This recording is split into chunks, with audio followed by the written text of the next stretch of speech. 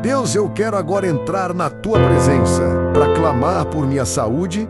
Derrama, Senhor, a unção de cura sobre a minha vida.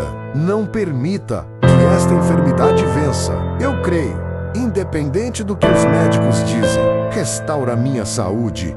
Quebra todo o poder das trevas. Quebra toda maldição hereditária que vem seguindo de geração em geração. Anula toda a sentença contrária que foi lançada sobre a minha vida, sobre a minha família e sobre a nossa casa. E que tudo o que está me impedindo de receber a cura desta enfermidade caia por terra agora e que eu fique curado para a honra e glória do Teu nome, Senhor. Eu oro em nome de Jesus e já te agradeço de todo o coração, na certeza da minha cura. Amém.